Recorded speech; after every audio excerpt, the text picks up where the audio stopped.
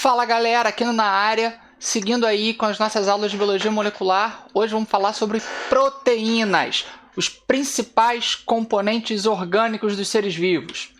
Além de ser os principais componentes orgânicos dos seres vivos, quando a gente fala de proteínas, é importante a gente lembrar que as proteínas são responsáveis pela nossa expressão gênica. O que isso quer dizer? O DNA guarda as informações. Essas informações vão ser expressas, elas vão se apresentar justamente na forma das proteínas. Então, o que determina como que é o meu cabelo é a informação que tem no meu DNA. Só que o meu cabelo, ele é uma proteína. Então, eu tenho a informação lá no meu DNA, essa informação vai ser transcrita para uma outra molécula, que é o RNA, que vai ser lido, ou seja, traduzido, e formar uma proteína. Então, quando a gente diz que as proteínas são moléculas responsáveis pela expressão, quem guarda a informação é o DNA. Ele é um dos responsáveis por essa expressão. E a expressão vai acontecer quando eu tenho essa proteína sendo produzida. Então, essa é uma informação muito importante. A gente diz que isso é o dogma central da biologia, esse processo de DNA servir de molde para formar um RNA que leva uma mensagem para formar uma proteína. Além disso, eu preciso relembrar o que são proteínas, né? Então, proteínas são polímeros. Polímeros são estruturas formadas por unidades menores se repetindo. Essas unidades menores que formam as proteínas são os aminoácidos. E aí, vamos relembrar rapidinho aqui. O que eu encontro em um aminoácido? Quando eu falo em aminoácido, eu vou obrigatoriamente encontrar nessa estrutura um grupo amina, aqui ó, a nossa amina, um grupo ácido carboxílico, um hidrogênio e uma cadeia lateral. Então, ligados a esse carbono, eu tenho 4 ligantes diferentes. É um carbono quiral. E essa estrutura é o que vai definir o meu aminoácido. Lembra, nós temos 20 aminoácidos diferentes. Então, o que vai definir a minha proteína nada mais é do que as ligações que eu tenho entre esses aminoácidos. E como que eles se unem? Eles vão se unir por meio das ligações peptídicas. Então, eu vou ter uma reação entre os aminoácidos em que a hidroxila presente no ácido carboxílico de um aminoácido reage com o hidrogênio presente na amina de outro aminoácido. E dessa reação, a gente tem a liberação de uma molécula de água. Além disso, ali, naqueles 2 resíduos de aminoácidos, nós vamos ter a ligação peptídica acontecendo, ligando aquele nitrogênio ao carbono, e a formação de uma amida. Então, isso aqui é um ponto muito importante, lembra? A prova da UERJ adora amina, amida, tá? Juntei eles 2. Eu posso juntar de várias formas, de várias combinações diferentes, uma vez que eu tenho 20 aminoácidos distintos.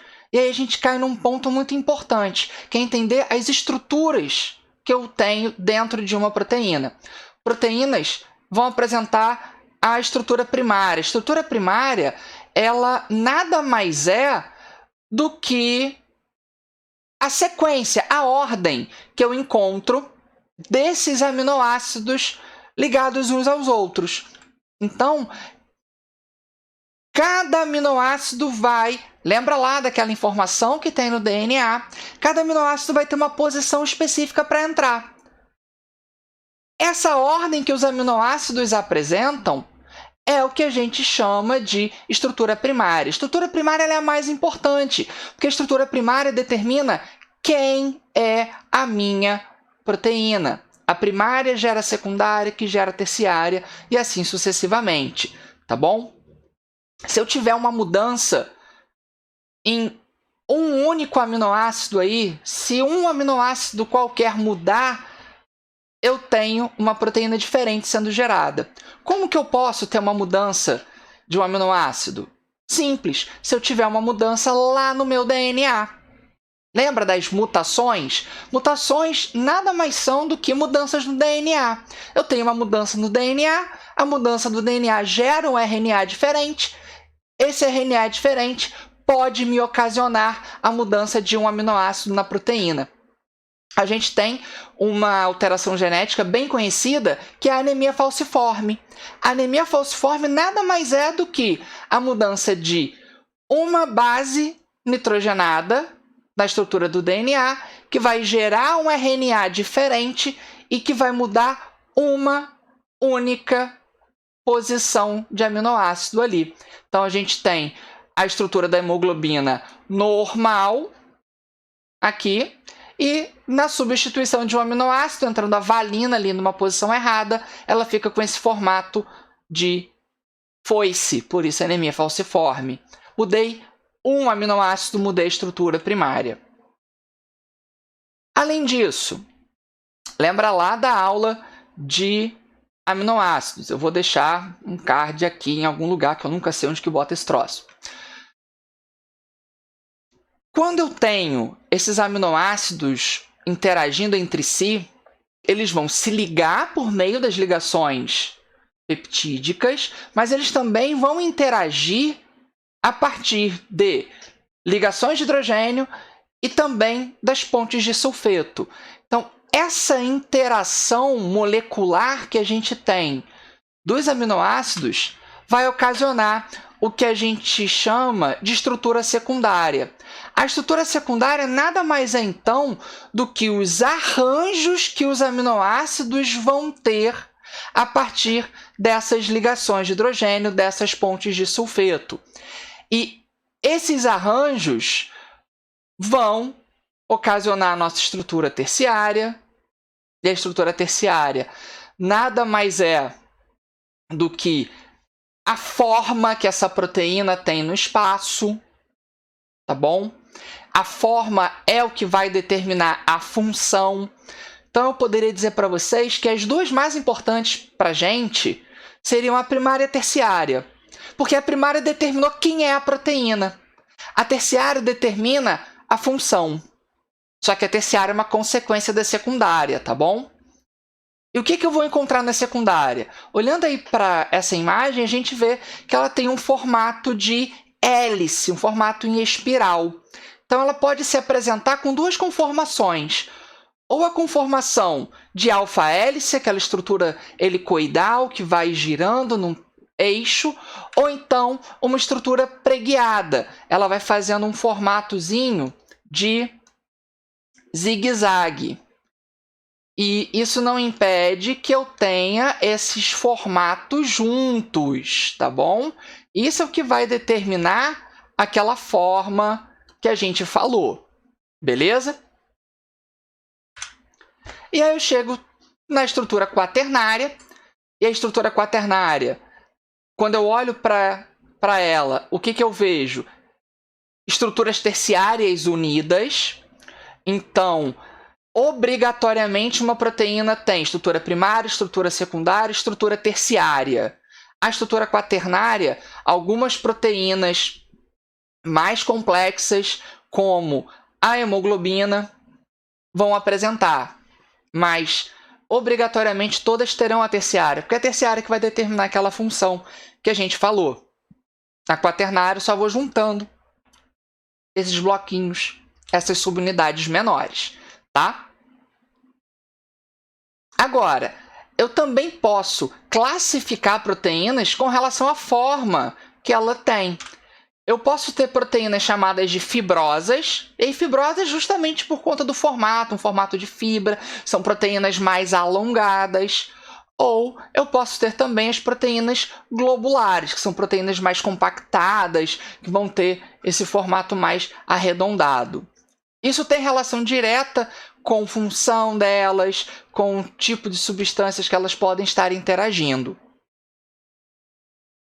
Um outro ponto importante quando a gente fala das proteínas é entender que as proteínas, por conta daquelas ligações de hidrogênio que acontecem na estrutura secundária, elas vão ter algumas condições para o seu funcionamento ideal. Que condições seriam essas? Temperatura ideal, pH ideal. Então, se eu altero essas condições, temperatura, pH, algum solvente, alguma mudança de salinidade, eu posso mudar as interações que estão acontecendo lá na estrutura secundária. Isso vai mudar a forma da minha proteína. Lembra que a forma determina a minha função? Então, o que vai acontecer aí? Eu tenho uma desnaturação. Eu tenho essa proteína saindo do seu estado natural. Essa desnaturação, ela pode acontecer de duas maneiras. Ela pode ser uma desnaturação irreversível, ou seja, ela acontece e não volta ao estado original. Essa proteína, ela não consegue voltar à forma que ela tinha antes. A gente vê isso, por exemplo, com alguns alimentos nossos, como é o caso do ovo, que é rico numa proteína chamada albumina, como é o caso das carnes. Quando a gente aquece esse tipo de alimento, tanto a carne quanto o ovo, a proteína presente ali ela muda a sua forma, e quando esses alimentos resfriam, ela não volta ao aspecto que ela tinha originalmente. Então, o ovo, por exemplo, que tem, quando cru, um aspecto gelatinoso, transparente, quando ele é aquecido, ele fica branco e sólido, e isso não retrocede, por isso que é irreversível. Já na reversível, nós temos vários exemplos. Um deles é o nosso cabelo. Lembra que eu falei que cabelo é proteína? Eu posso aquecer o cabelo e mudar a forma desse cabelo. E aí eu passo água e ele volta a ter a forma que tinha antes. Ou então no caso do leite. Você deixa lá uma leiteira aquecendo e aí volta correndo para apagar o fogo porque a leiteira está derramando leite pelo fogão todo. Aí tua mãe vai gritar com você, reclamar, tacar um tamanco na sua cabeça, porque para tirar isso aí vai ser um trabalho infernal. Mas o que aconteceu ali? Quando você forneceu calor, aquelas ligações de hidrogênio foram se rompendo e o leite acabou ocupando um volume maior, porque a proteína que tem ali no leite, ela mudou a sua forma. Então eu tive uma desnaturação. Quando resfria, ela volta à sua forma original, então ela renatura, tá bom? Então, quando a gente fala de proteína, elas podem ter várias funções. Elas vão participar da estrutura do nosso corpo, transportar substâncias, formar os nossos anticorpos, permitir movimentos dos nossos músculos ou até mesmo dentro das células. Tem função de produzir os nossos hormônios, de serem os próprios hormônios. Podem ser uma fonte de energia para o nosso corpo na ausência de carboidratos e lipídios. E a principal função que a gente acaba vendo nos vestibulares, que é a função de serem catalisadores, de acelerarem reações químicas, seria a função enzimática. Por fim, assim, da mesma forma que eu falei lá na aula de aminoácidos, nós temos uma importância muito grande para as proteínas e a gente, inclusive, pode associar uma importância de saúde atrelada a uma ausência, nesse caso, de proteínas. Existe uma síndrome chamada de síndrome do segundo filho, ou síndrome de Kwashiorkor. O que seria isso? É muito comum em determinadas regiões onde a mulher amamenta o filho, o primeiro filho. Quando ela engravida e tem o segundo filho, ela não amamenta mais esse primeiro filho. Então, por isso, síndrome do segundo filho, que o segundo, quando vem, torna a alimentação do primeiro mais complicada. E em regiões, principalmente da África, a gente vê muito isso porque a principal fonte de proteínas dessa criança é o leite. Na ausência do leite, ele vai ter uma dieta rica em carboidratos, então ele vai ter uma deficiência proteica. Essa deficiência proteica faz com que ele tenha pouquíssima albumina no corpo dele. É aquela mesma albumina que eu falei do ovo, a mesma albumina que a galera da academia usa para tentar ficar grandão, sabe, saindo da jaula, monstro? Então, essa mesma albumina, ela é um componente importantíssimo do nosso sangue, que ajuda a manter um equilíbrio da quantidade de líquido no nosso corpo. Faltando esse componente proteico no sangue, o que acontece com essas crianças? Elas apresentam um edema, fica com uma grande quantidade de líquido nos seus tecidos acumulado. Então, quando a gente vê essas barrigas bem inchadas, né, que a gente pode chamar de barriga d'água, que é justamente a ascite, um sintoma característico dessa síndrome, esse abdômen inchado não é porque essa criança tem verminose, como muitas pessoas pensam. Na verdade, ela tem um quadro de subnutrição, de desnutrição tão intenso que gera esse edema. Não só isso, a ausência de proteínas é tão grande que produzir cabelos e unhas é muito difícil. Então, ela vai ter os cabelos finos, quebradiços, produzir a estrutura que reveste a nossa pele, que também é a mesma queratina que forma os cabelos e as unhas, também é difícil, então é muito comum a presença de lesões na pele dessa criança.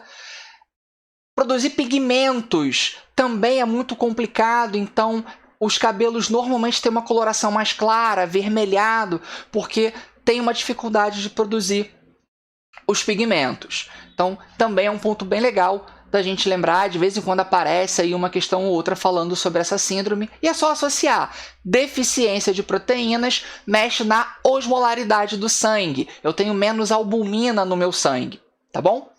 Então é isso, galera. A gente fecha aqui a parte de proteínas. Vamos seguir estudando. Deixa o like, se inscreve no canal. Valeu! Até a próxima!